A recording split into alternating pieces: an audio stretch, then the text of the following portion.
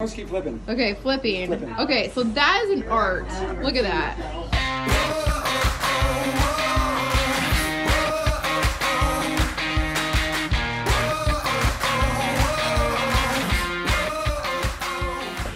Hey guys, it is Mimosa Monday, episode 117. I think you 117? are. 117 what episodes.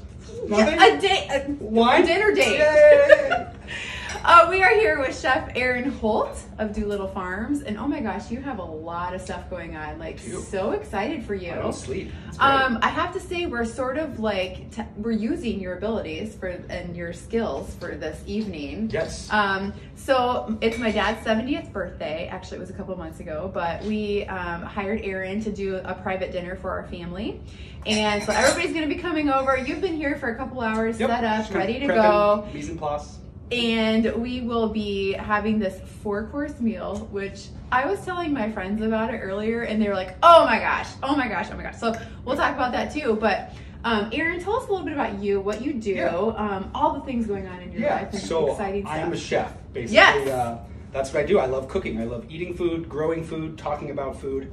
I've got a day job where I'm actually a culinary consultant. So that's what I do for a 9-to-5 job, is I talk about food. I work for Cisco Foods as their culinary specialist, so I have a test kitchen there at Canadian. That kind of fuels my passion project. So I have a hobby farm, Doolitte Farms. My mother's maiden name is Doolittle.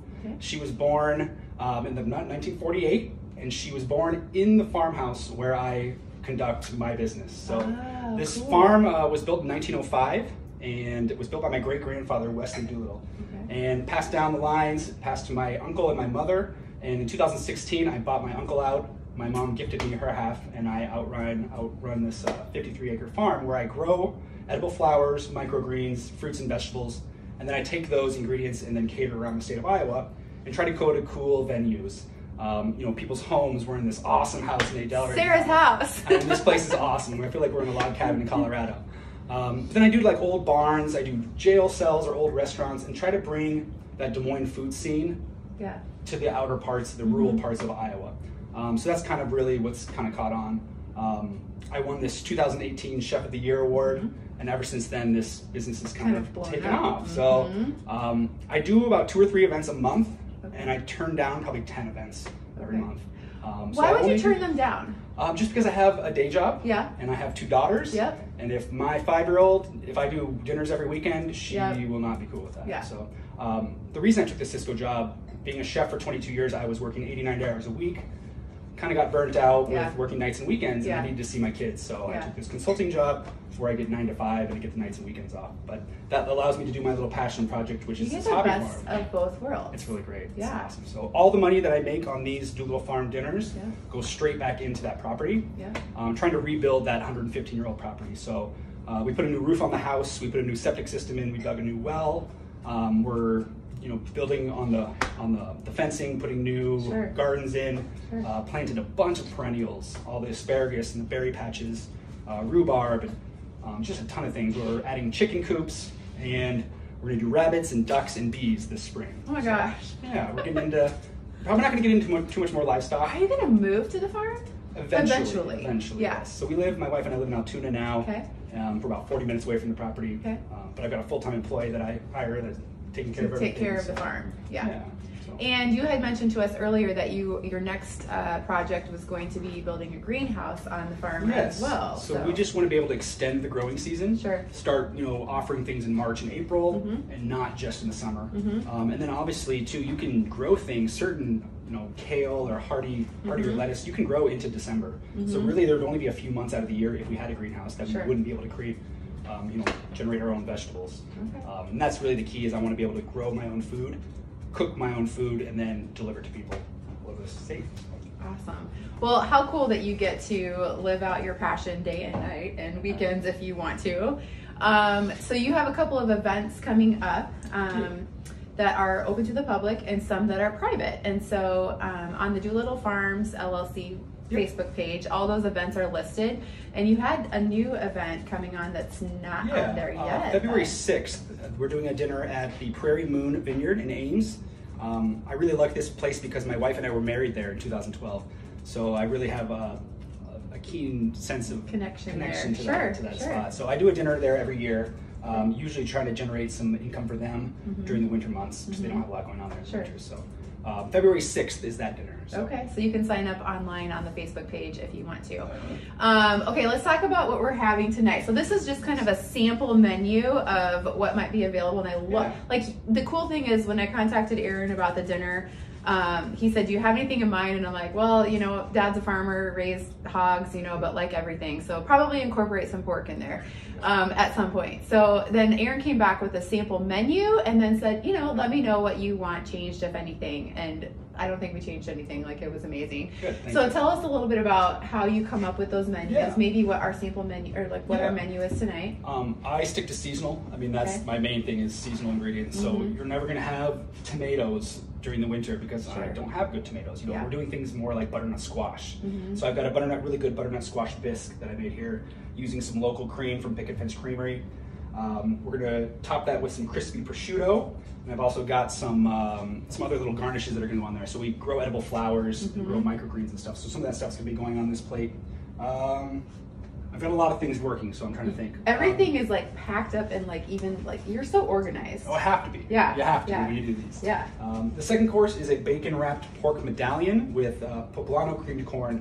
In fact, these poblanos were grown this last summer. I fire roasted them and then jarred them myself. And we have a little root cellar in the farm property that's kind of like one of those old basements. You look up in the old door and you go down this creepy We see those all the time in real estate, and we're like, this is the canning cellar. Like, this is what happens here. That's exactly right. So we are trying to bring back that old school way of farming. Sure. You know, the motto is the type of farm your great grandparents would recognize. You know, farms nowadays are combines and pesticides and herbicides. We're using no equipment. We're using no pesticides, no herbicides. It's that whole regenerative farming.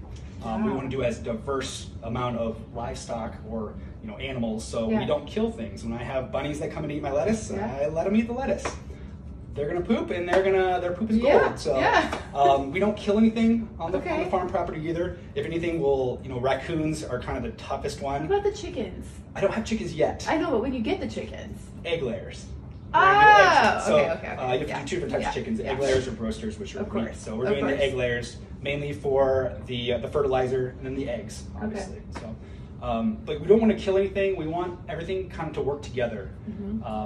There's a reason that fox is there. There's a reason these animals are around. Now, some of them, like a raccoon, can be very disruptive to your corn. We grow a lot of sweet corn. So we do trap those and then relocate them into our timber. So try to keep them away from our gardens. We'll put fences up and stuff like that. We're trying to do it the old school way, the way I used to do it hundreds of years ago. Okay, then course 3. Course 3 will be our filet. So we've got an 8-ounce prime grade certified Angus beef, Iowa Premium. Oh my gosh. Iowa Premium's out of Tama, Iowa. They source all their meat from about a 75-mile radius. So this is all Iowa cattle, all black Angus. So my favorite brand is certified Angus beef.